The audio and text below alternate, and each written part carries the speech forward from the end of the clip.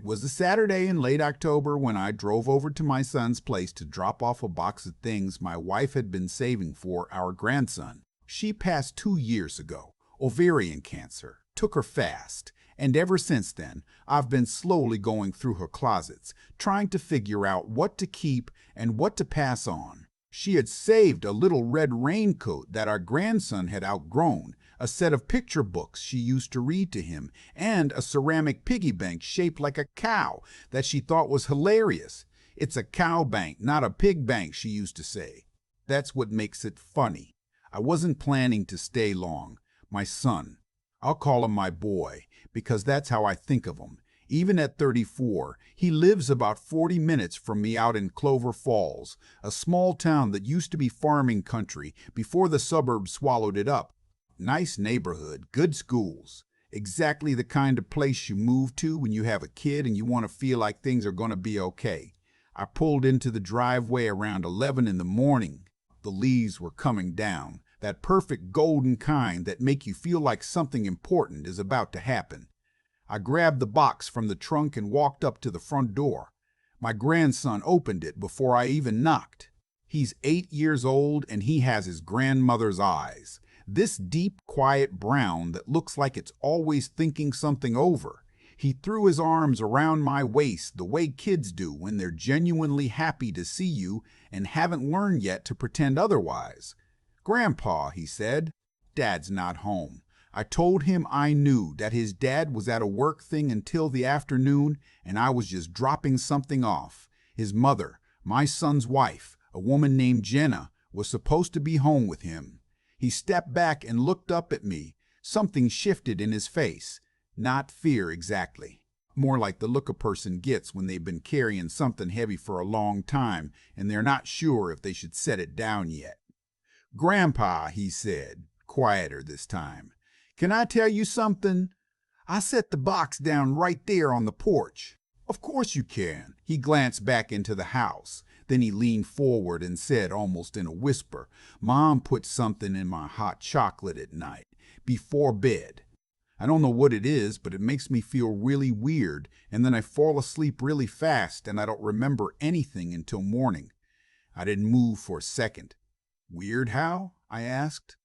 "Like my legs get heavy," he said, "and everything gets far away. And sometimes I feel like I'm going to throw up, but then I just fall asleep." I crouched down so I was at his level. I kept my voice steady because I needed him to know he wasn't in trouble and that I wasn't panicked, even though every alarm in my body was going off at once. "How long has this been happening?" I asked. He thought about it seriously, the way kids do when they want to give you an honest answer. "Since school started," he said. "Maybe longer." "School had started in August. We were in October. That was at least 2 months. I asked him where his mother was right now. He said she was upstairs on the phone. I told him I was going to come inside and sit with him for a bit. He nodded and picked up one end of the box to help me carry it. We sat in the kitchen. I asked if he wanted some water. He said yes. I got us both a glass and I sat across from him at the table and I thought very carefully about what to say next. "The hot chocolate," I said, "does she make it just for you or does she have some too?" "Just for me," he said. "She says it helps me sleep good so I'm not tired at school." "Does your dad know about the hot chocolate?" He shook his head. "Mom makes it after Dad goes to do his night runs. He runs at night sometimes for his knee. My son has a bad knee from a college injury. He started doing low-impact evening jogs about a year ago on the advice of his physical therapist. He's usually out for 45 minutes to an hour. Long enough, I was thinking. Long enough for someone to do something they didn't want witnessed. I didn't say any of that out loud. I asked my grandson if he still had any of the hot chocolate mix, or if he'd ever seen what his mother put in it. He said he hadn't seen it. He said she made it in the kitchen and brought it upstairs to him. He said once he'd tried to come downstairs to get it himself and she'd gotten upset and said he needed to let her do it, that it was their special routine. Special routine. I felt something cold settle into my chest. Jenna came downstairs about 10 minutes later. She seemed surprised to see me, but she covered it quickly with a smile and said she hadn't heard me come in. I told her I was just dropping off some of my wife's things and wanted to say hello to my grandson. She offered me coffee. I said sure, even though I didn't want it. We made small talk for maybe 15 minutes. I watched her carefully. She was calm, easy, normal seeming. She asked about my garden. I asked about her job. She worked part-time doing bookkeeping for a dental office. Everything was ordinary. When I left, I hugged my grandson at the door. I held on an extra second. He pressed his face against my shoulder, and I felt him exhale like he'd been holding his breath. I drove about a mile down the road and pulled into a gas station parking lot and sat there with my hands on the steering wheel. I've been around long enough to know when something is wrong. I spent 31 years as a high school principal. I've sat across from hundreds of kids who were trying to tell me something without the words to say it. My grandson had the words. He'd used them, and every single one of them had landed. I called my son. He didn't pick up. I left a voicemail and said I needed to talk to him as soon as he was free, that it was important, but that everyone was okay. Then I called my own doctor, my primary care physician, who I've seen for 15 years, and I asked him, without going into detail, what would cause a child to feel heavy-limbed and drowsy very quickly after consuming something before bed, and what kind of substance could do that. He asked me a few questions. He said there were several possibilities, ranging from over-the-counter sleep aids to prescription sedatives, and that if I had any concern a child had been given something without consent, I needed to get that child evaluated. I drove back to my son's house. I told Jenna I'd forgotten the ceramic bank in the box and needed to grab it from my daughter-in-law's sister who'd asked about it. It was a lie, and not a very good one, but she didn't question it. While she went to find the box, I went back to the kitchen and looked at the cabinet above the microwave. I didn't open it. I just looked. I noted what I could see through the cabinet door, the kind that have a small strip of frosted glass in the center. Mugs, a canister, boxes, a small brown bottle that I couldn't read the label of. My son called me back at 4:30. I was home by then. I told him everything his son had told me, word for word, as carefully as I could. I told him about the heavy legs, the fast sleep, the routine that Jenna had set up specifically during his evening jogs, the small bottle in the cabinet. He was quiet for so long, I thought the call had dropped. "Dad," he finally said. "I know," I said. "I need to think." "You need to take your son to a doctor," I said. "Tonight if you can." "You need to take your son to a doctor," I said. "Tonight if you can, or first thing tomorrow. Don't say anything to Jenna yet. Don't let her know." Another long pause. "You really think she's doing this?" "I think your son told me something and I believe him," I said.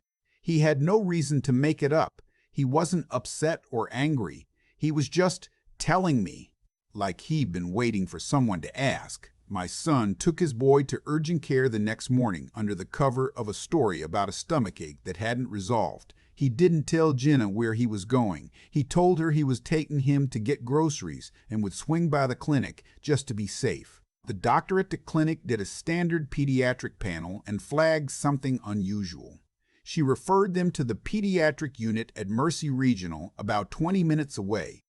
There, a more thorough tox screen was run.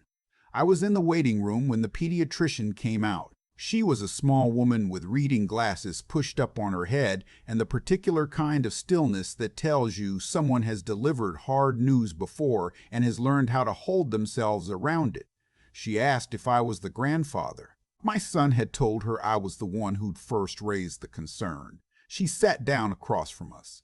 My grandson had measurable levels of a sedating antihistamine in his system, specifically one that at the doses found would cause exactly the symptoms he described: heavy limbs, rapid sedation, nausea, the kind of thing that wouldn't show up as alarming in a casual observation, but that, over time with repeated exposure, could have real effects on a developing nervous system. The doctor spoke carefully. She said she was required to file a report. She said Child Protective Services would be contacted. She said my son should consider speaking to an attorney before going home. My son looked at me. He was 34 years old and he looked about 14. Okay, he said. Okay. I put my hand on his arm. One thing at a time, I said. Just one thing at a time. CPS was involved within 48 hours. A caseworker came to the house.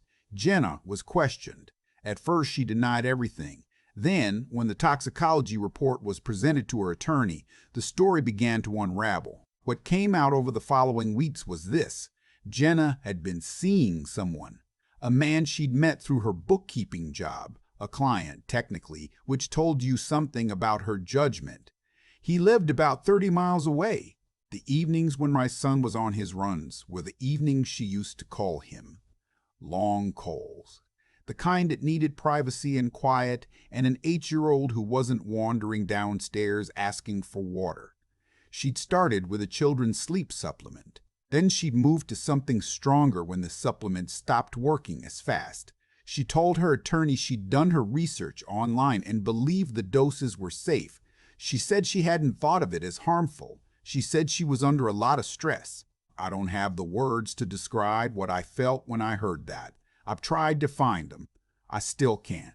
My son filed for divorce and emergency sole custody within the same week.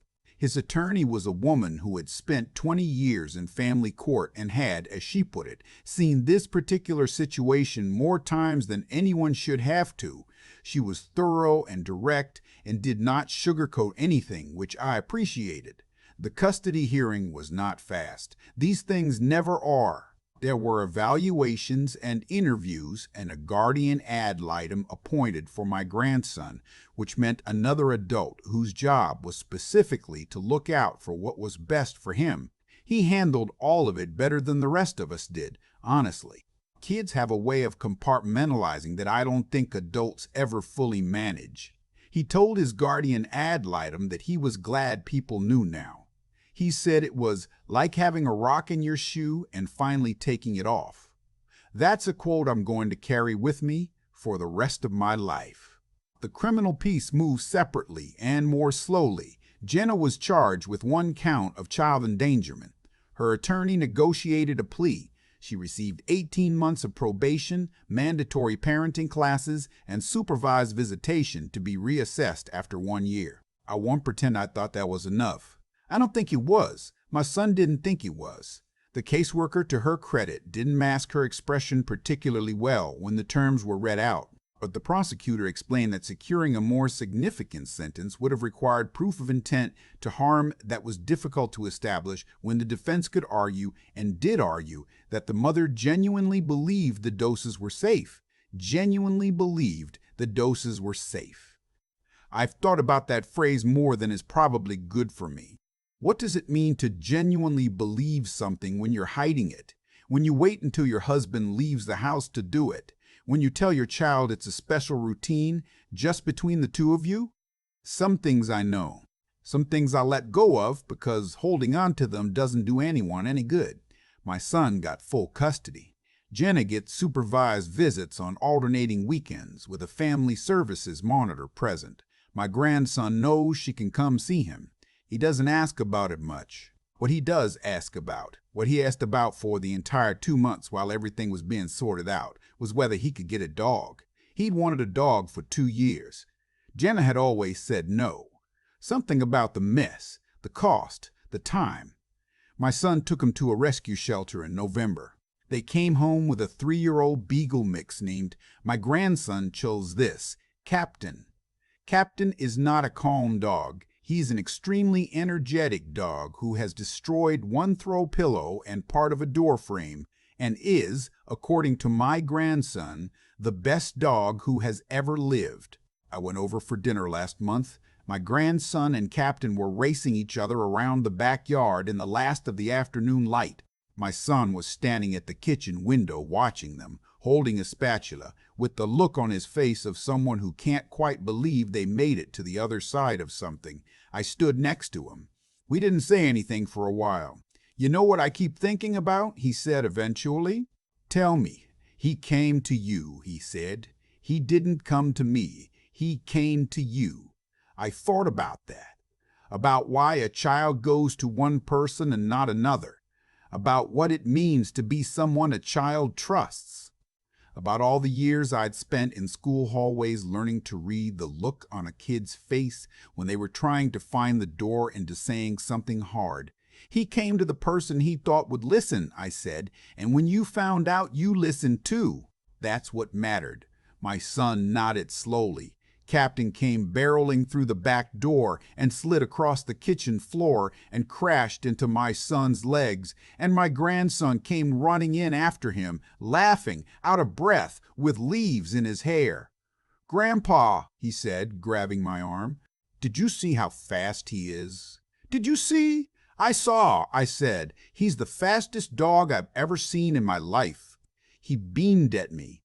8 years old, leaves in his hair, completely certain that his dog is extraordinary. I thought about the boy who had stood in that front doorway in October with something heavy on his face, who had trusted me with the thing he'd been carrying. And I thought about how the distance between that boy and this one, laughing in his kitchen with his father and his ridiculous fast dog, was made up entirely of small decisions that a few people made to believe him, to listen and to act.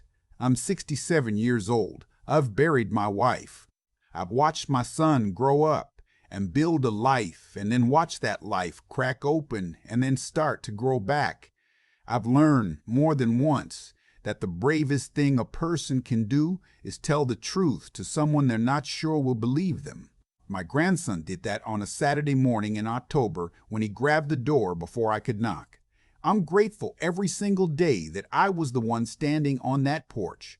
If you have a child in your life, a grandchild, a niece, a nephew, a neighbor kid who looks up to you, please listen to them, not just to the words, to the pauses, to the way they look over their shoulder before they speak, to the things they say quietly, like they're not sure they're allowed to say them out loud.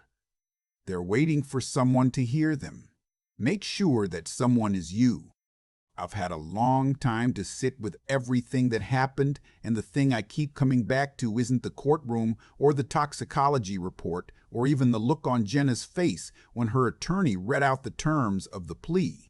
The thing I keep coming back to is a Saturday morning in October, leaves coming down golden easy, and a boy standing in a doorway deciding whether or not to trust me. He decided yes. And everything that followed came from that one decision. I don't think that's an accident. I think children learn very early who is safe and who isn't, not from what adults say. Kids don't put much stock in what adults say, and honestly they shouldn't, because we say all kinds of things.